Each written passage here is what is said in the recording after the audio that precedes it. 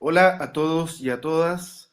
Es un honor poder compartir con ustedes este día un encuentro con, bueno, dos poetas finalmente, dos escritoras, a partir del poema de la escritora Elisa Díaz Castelo, eh, para la sección de la revista, carajo, que hemos llamado Unidad Mínima, y que tiene como intención revalorizar el poema como unidad, ¿no?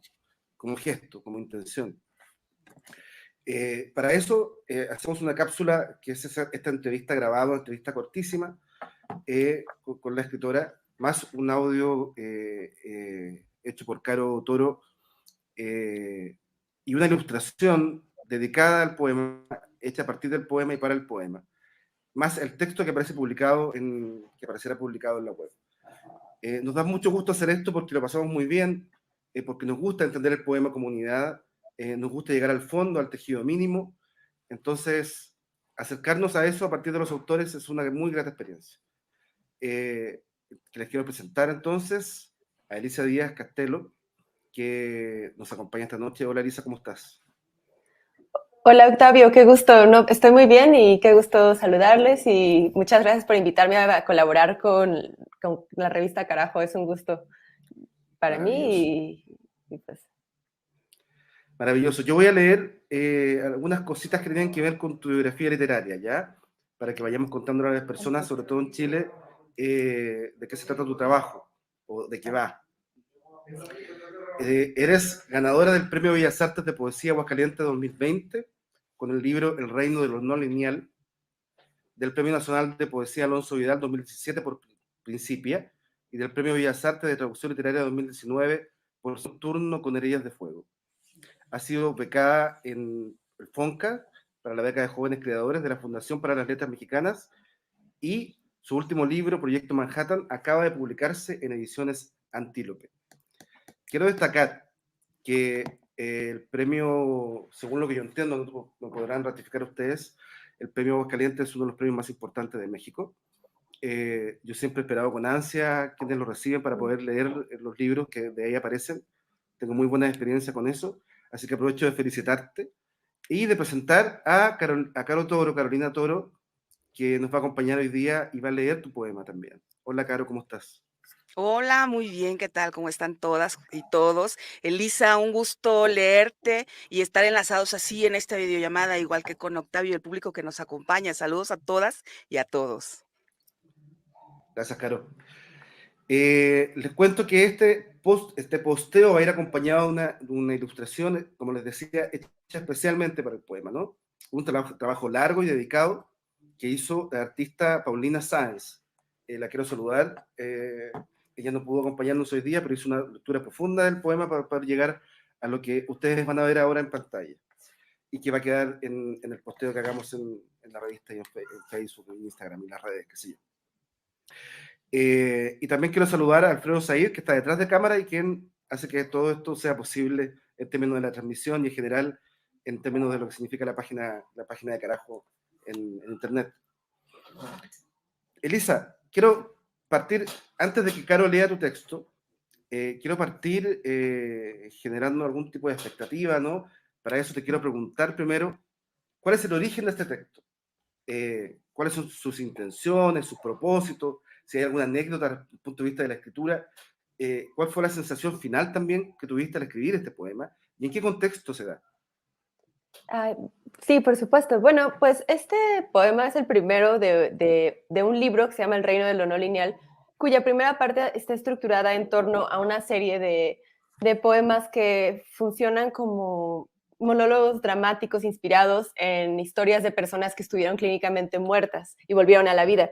La idea Caramba. era que hubiera una especie de multitud de Lázaros, una polifonía de Lázaros, y se me ocurrió una vez leyendo un poema del Lázaro bíblico, un monólogo dramático del Lázaro bíblico, y dije, bueno, hay muchos Lázaros que andan por ahí, ¿no? Muchas personas que estuvieron clínicamente muertas y volvieron, y me encantaría poder imaginar sus historias, narrar sus historias. De ahí surgió este poema. ¿Cómo fue tu experiencia de escritura? ¿Lo escribiste en bloques? ¿Fue un proceso largo, fue un proceso reposado? ¿Apareció de pronto? tenías esta idea porque además hay un personaje ahí que parece que es Celso, ¿no? Sí, pues recuerdo que escribí este poema estando en la Fundación para las Letras Mexicanas una tarde bastante avanzada, ya la tarde en la que no había nadie más o pocas personas además de mí en la fundación y recuerdo que estaba lloviendo. O sea, rara vez tengo recuerdos tan precisos de la escritura de un poema, pero con este sí lo recuerdo prístinamente y sí, lo escribí un poco de golpe la primera versión, como me suele suceder. Suelo escribir, digamos, así dejando que todo salga y en un segundo momento, en otros días y las siguientes semanas y a veces meses, corrijo, edito y quito cosas que no funcionan. Entonces así fue la escritura de este poema. Ah, y debo de aclarar que Celso es el nombre de la persona que tuvo esta experiencia. Hay 2 poemas en este libro que están inspirados concretamente en historias de personas que compartieron sus experiencias en una página web que pongo al final. Y este hombre se llamaba Celso y pues quería rescatar su nombre, ¿no? También para darle, bueno, para que se supiera que era suyo. Y bueno, al final digo que esa historia, bueno, que este poema está inspirado en ese testimonio particular. ¿Te parece, Elisa, si aprovechamos este momento y le pedimos a Caro que lea el texto para la gente que nos está mirando y después Por vamos supuesto. comentando? Maravilloso. Caro, todo tuyo el micrófono. Muchas gracias.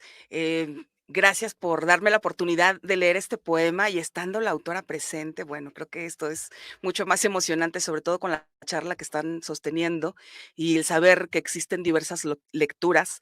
Acá viene la mía de una forma muy literal porque lo voy a interpretar y además también viene con mi lectura personal, con la experiencia que he tenido cuando lo leí por primera vez. Y dice así: vine a morir un día de alta mar en Aruba, con las aletas y el snorkel puestos. Supe que me moría. No hay peor dolor que el miedo, hay que decirlo. Por lo demás, no pude despedirme, ni siquiera del cuerpo. De pronto siempre es tarde. Quise gritar, pero el agua me cayó la boca. Desde entonces, en un oído escucho, aunque esté en el desierto, oleaje del Caribe, y hasta mi nombre, Celso, se me ha salado un poco. Quiero decir 2 cosas. Primero, todos los ahogados en el mar mueren de sed. Punto y aparte. El tiempo, allá mismo, en el anverso, es pura orfebrería. Me levanté del cuerpo como un niño aletargado de su cama y miré desde arriba mecido en el oleaje. Supe entonces que somos tan ligeros. Pesamos menos que el agua salada. Me distraigo. Eran 2 cosas que quería decirles. Primero, la muerte es multitud. Desde arriba pude mirar, extraña aparición, a los demás ahogados, todos ahí, devueltos a su muerte, acróbatas del agua y del respiro, llevados por la lengua ávida del mar, cada uno, una y otra vez, durante siglos, atravesado por el acto siempre ajeno de morir, empedernidos en su muerte o resignados, pero todos muriendo, hay que decirlo, con la muerte en cuello, rebosando su sal en los bolsillos. Entonces soy uno de ellos, casi. Soy por poco alimento, tibio todavía, y me pregunto, ¿qué pez se comerá mi corazón? Pero no me morí lo suficiente. Mi nombre, Celso, se me volvió a la boca, y el albedrío de mi cuerpo quiso 2 cosas. Solo 2 quiero decirles. Cada quien tiene el suyo, pero mi Dios es esa agua tibia iluminada. Me atraviesa su lumbre líquida y despierto, todavía cada mañana a veces, con el oleaje propio de ese mar adentro. Mi sangre, una marea tibia y salada, iridiscente. Y hago de cuenta que la muerte es mi cumpleaños.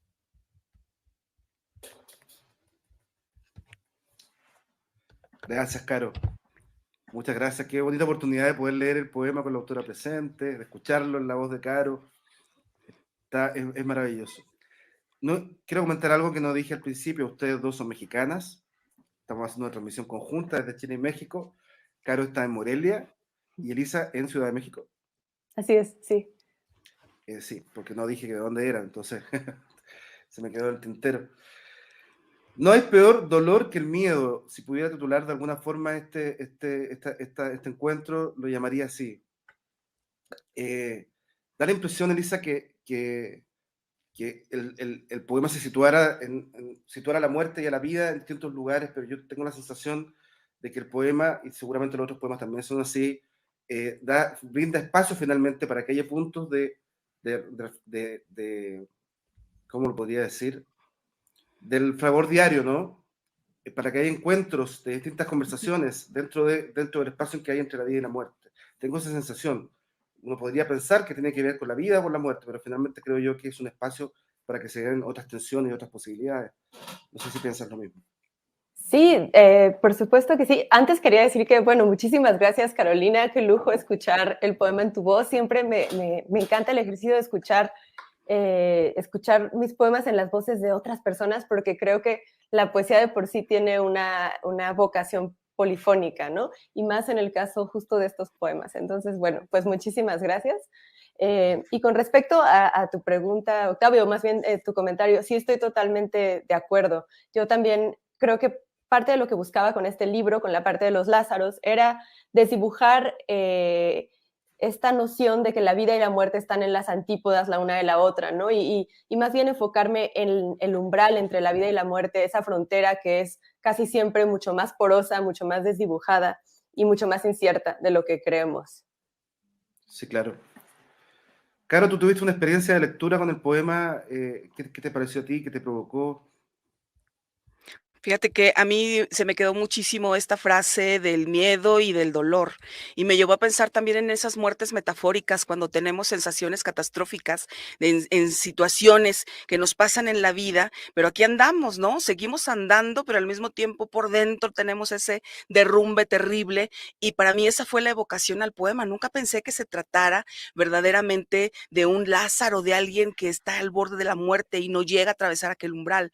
Yo lo pensé de toda la gente que a veces andamos con dolores como lo hemos experimentado todos y de pronto sentimos que nos vamos hacia el fondo de una fosa, pero a final de cuentas tenemos que seguir andando. Esa fue mi lectura, que desde luego creo que viene con todo lo que me susurra adentro, las cosas que pasan, las lecturas que traemos últimamente, ¿no? Lo influenciados que podemos estar por las noticias, por lo que vemos que sucede alrededor, por la situación social y cultural que vemos. Digo, es bien terrible considerar cómo estamos inmersos en tanta violencia en este momento en ciertas zonas de México, como creo que sucede en varias de Latinoamérica también. Entonces, es lo que me ha transmitido esa muerte en vida que en muchas ocasiones hemos sentido. Estamos completamente en la fosa, pero seguimos andando. En ese Lázaro metafórico pensé.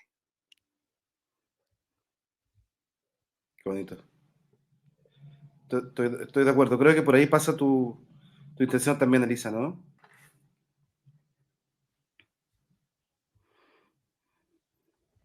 Sí, no, me encanta esta lectura, ¿no? Y me encanta que es muy distinta, es mucho más metafórica, a pesar de que es un poema muy literal, también creo que tiene una lectura metafórica y la búsqueda del libro tiene que ver con eso, porque la segunda parte habla todo el tiempo de la depresión mayor, ¿no? Y creo que es ese tipo de muerte también metafórica a la que tú te refieres, la que yo trato de explorar en la segunda parte del libro. Entonces, sí, sin duda. Y también he pensado mucho sobre por qué escribí un libro que tiene esta obsesión con la muerte y sí he pensado que tiene que ver con el hecho de que en este país estamos rodeados, ¿no? de muerte y de violencia y expuestos una y otra vez, ¿no? a estas noticias. Entonces, sin duda, eso también tiene que ver con el libro.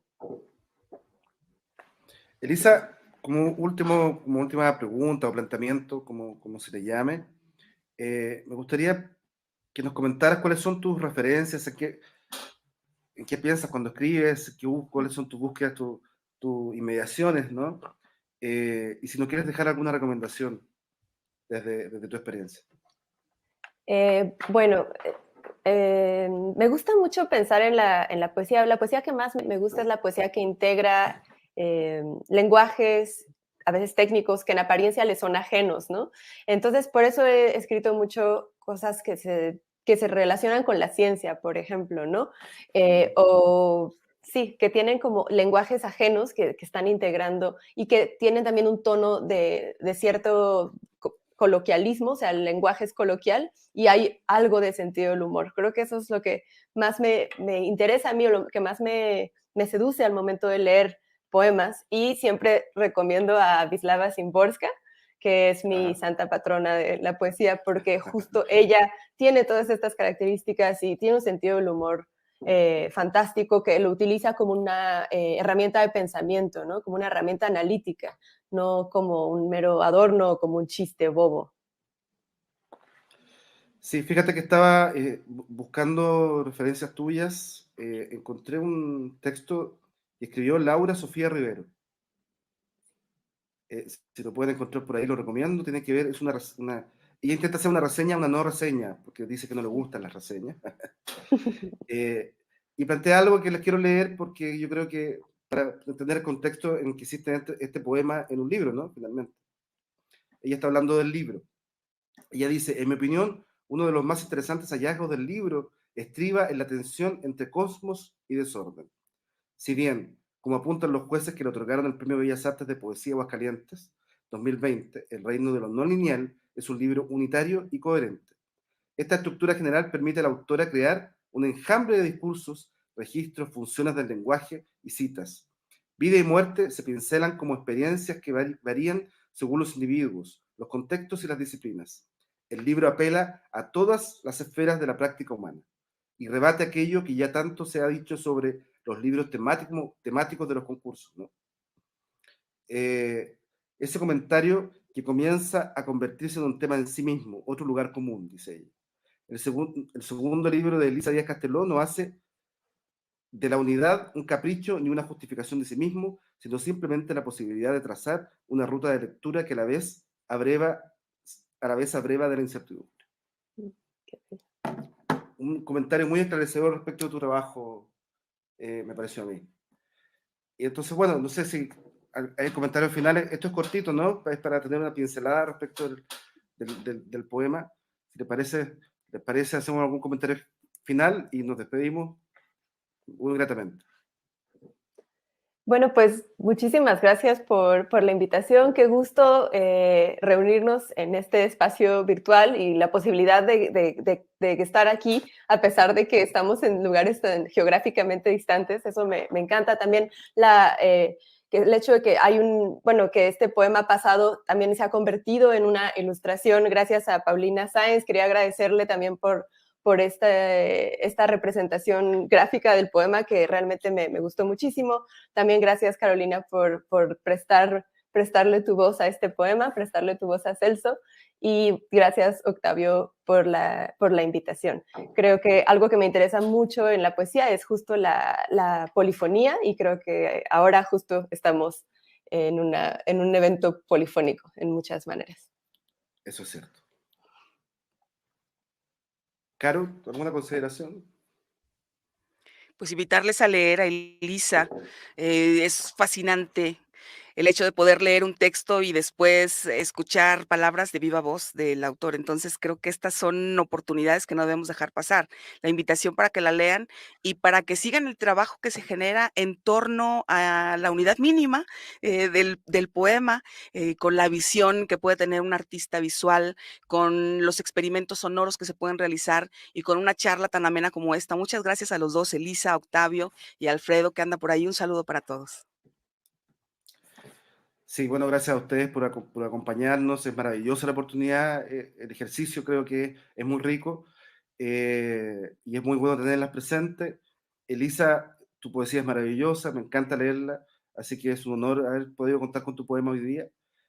Saludos a Freddy, que está detrás de estas cámaras, y a Paulina, la ilustradora, ¿no? por ese maravilloso trabajo. Lo dejamos hasta acá. Un abrazo grande para todos. Aquí estamos en el hemisferio del frío. Hace un frío insoportable en Chile. Ustedes están del otro lado, así que no creo que sea así.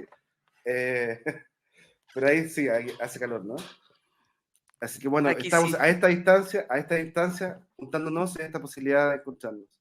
Muchas gracias a las dos por estar presentes. Y un saludo a Gracias. todos y a todas.